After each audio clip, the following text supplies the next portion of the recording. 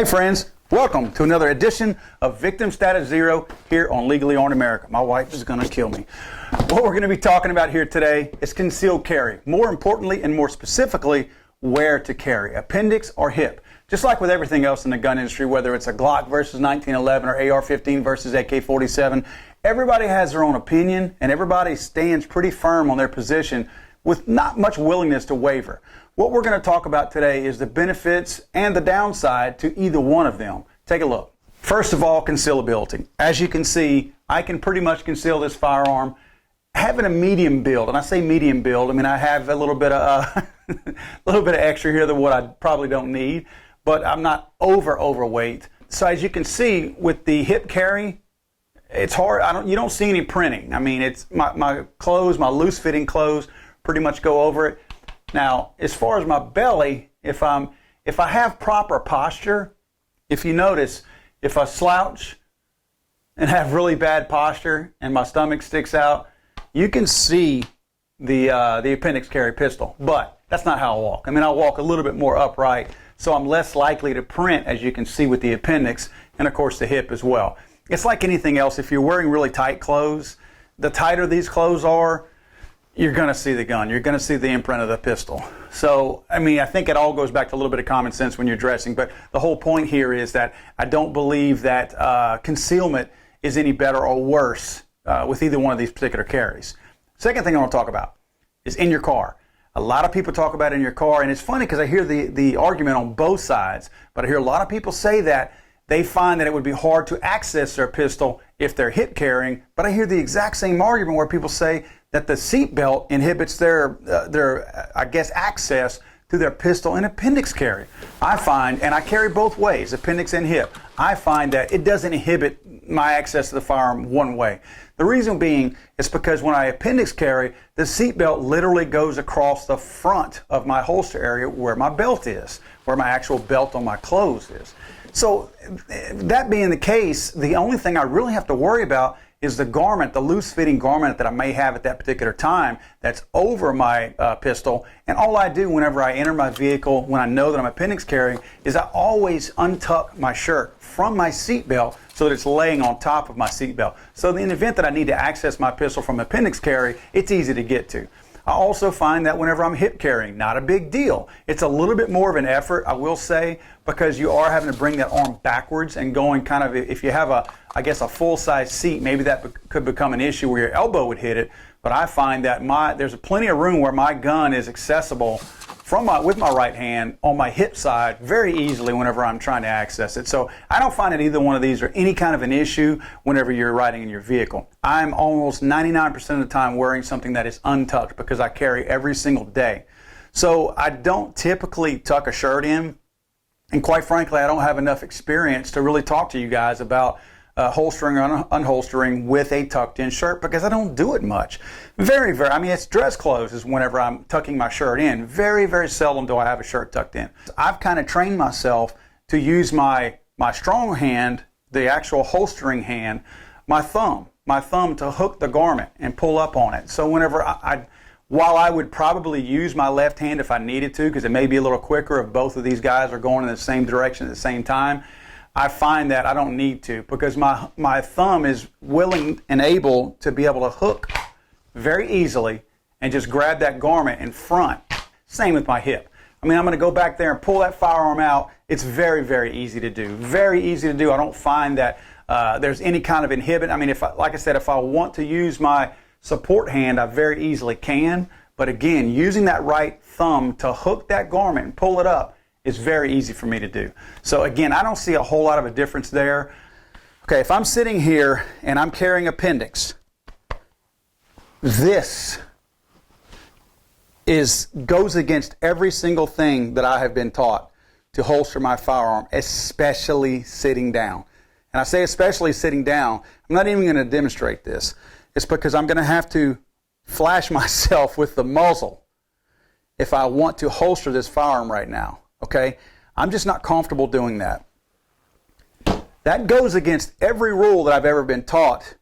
Mainly, never aim a firearm at anything that you're not willing to destroy.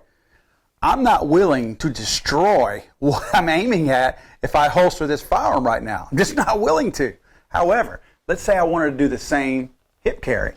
I can do that. At the angle that my holster is right now, I am never, ever muzzle flashing my torso, my hip, my leg, nothing like that at all. That's where there's a distinct difference between appendix carry and hip carry. In my opinion, that is probably the biggest difference. Because again, I know a lot of you guys out there are appendix carriers, and I have no problem with it because I do it myself. But when I put my firearm on my belt or in my holster, I never ever holster my firearm sitting down. And one quick point that I want to mention in terms of appendix holstering, if you're a 1911 guy, and of course this is a smaller size 1911, but if you're a 1911 guy, most of those guys are going to be holstering using a leather holster. I do. Anytime I carry 1911, it's very rarely in a Kydex holster. It's most likely in a leather holster, but it's in a form-fitting leather holster. As you can see, this particular holster, I'm not picking on the holster or the manufacturer for that instance, because these guys make great holsters, the manufacturer of this one. But if you'll notice, this is almost a one-size-fits-all holster. The gun itself wobbles around in there. And the problem with that is when you have that loose leather and it's connected to your body, and we live in Louisiana, so chances are your holster is going to receive some sweat embedded into it. What happens is in a lot of cases, these holsters start to form fit around your body. And if this firearm is in this holster, this loose-fitting holster, and as you see, I can rock it back and forth. If that's the case and it's snugged in there, and this piece of leather right here happens to get pushed in and mashed in and pretty much molded to my body and to the gun at the same time, what could happen is if I'm going to holster this thing, this trigger, being a 1911, if I am pushing on the back of the grip safety, which obviously this is not a true 1911 because there's no grip safety, but if it had a grip safety and I'm pushing down, it's actually going to allow that trigger to very easily be fired. We're talking about a 3 to a 5 pound trigger, and if it were to hit that leather that is bent in, it's going to fire. That's going to be in my groin. Now that's the case whether you're hip holstering or appendix holstering, but either way, very, very dangerous. Holsters are very important for how you're going to carry, because if you choose the wrong holster, it may not be very conducive with the type of carrying that you're doing, and you're risking the fact that you very well may get shot. Again, I'm not trying to discount leather holsters at all. There are some great leather holsters out there. Galco, I think DeSantis is the way they pronounce their name. Savoy Leather makes some amazing leather custom holsters. But those types of holsters are made specifically for that gun. You don't want to get a one-size-fits-all leather holster for any of your guns. That includes if you carry a polymer, Glock, HK, or anything like that. Make sure you get a holster that is designed and made specifically for that gun, because what these guys will do is they're going to mold that thing to fit. You can look at a good holster. Let me tell you how to look at it. If you look at a good holster that is made specifically for a gun, you don't have to ask what type of pistol is supposed to go into that holster, because you can tell by looking at the holster what gun belongs inside of it. It's very important, because they're taking away all the slack, all the additional leather that you're going to have that could cause some problems later on with sweating and then initially or eventually in holstering. Okay, now let's talk about the actual motion, the actual act of unholstering my firearm. If I'm appendix carrying, it's basically going to take me, if I'm walking my hands to my side, 3 steps. And they're simple steps, and it's all muscle memory, but they are 3 steps. You're talking about 1, 2, 3. Again, up, across, and into the firearm itself before I'm grabbing it. So I'm going up, across, and then I'm holstering, or I'm grabbing the firearm. Whereas if you have your hands to the side and you're hip carrying, you're going back and then down. You've got 2 steps. 1, 2. It's because of the front motion of coming to the front that you're adding that extra step. So the problem is I'm wasting a little bit of energy. And anybody that shoots IDPA, USPSA will tell you that that wasted movement is a little bit of time. It's a little bit of time that your attacker can come at you and get to you. But again, we're talking about 1, 2, 3 versus 1, 2. So there's, again, I know we're splitting hairs here, but it's an actual fact. So keep that in mind, that you are expending just a hair, a little bit more energy and motion whenever you're appendix carrying in the event you are in condition red and you need to draw and fire that firearm. Let's talk now about condition red and I'm being attacked. I'm being attacked now from the front. Okay, it's going to be natural for me to step backwards if somebody is attacking me from the front. It's just natural. I'm very rarely going to stand flat-footed with my shoulders above my feet and stand like this. You're in a condition to retreat slightly before you counterattack if you are in fact going to do that.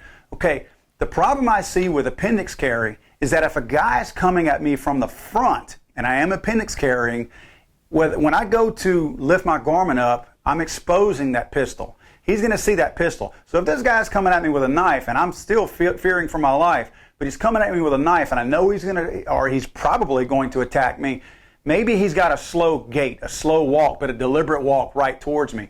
Now I've shown him that I'm carrying. He may pick that pace up. He may start lunging at me, run at me, sprint at me. Whereas if I actually have a hip carry and I'm backing up again, whether I'm standing flat-footed or now I've concealed this firearm even more because now I've dipped that hip rearward. So when I'm going for it now, you're not going to see what I'm going for. So there's a very good chance I could at least slow that by myself, maybe a half a second, maybe a full second.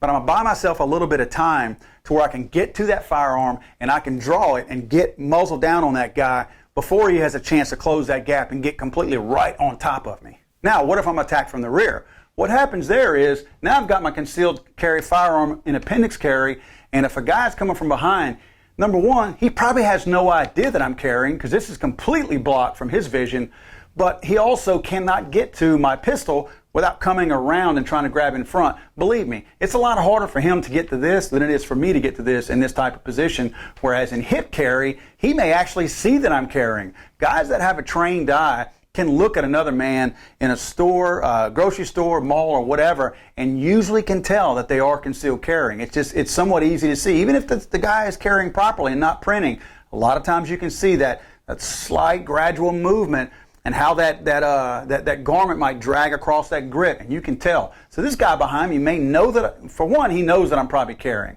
and he can very easily dislodge my pistol from my holster before I can even get my hand back to try to block him or go for the pistol myself. So I see a very strong advantage when you're getting attacked from the backside, from the rear, that the appendix carry has a pretty distinct advantage versus the hip carry.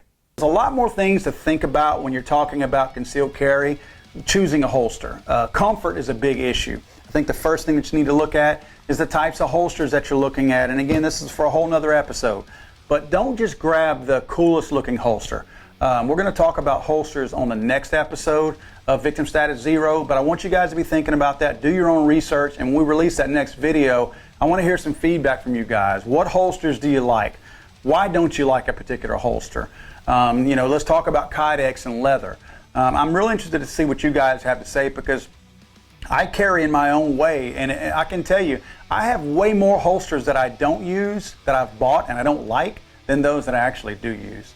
So good luck, guys. Remember, Victim Status Zero. We're here to try to keep our victim status at zero. None of us want to become a victim, and the best way to do that is to be prepared for these real-life situations that may occur out there. I encourage everyone out there to carry a firearm, carry it safely, carry it effectively, and God forbid you never have to use it, but if you do, let's do it safely and make sure that we're protecting the right people and not injuring someone who we're not intending to injure.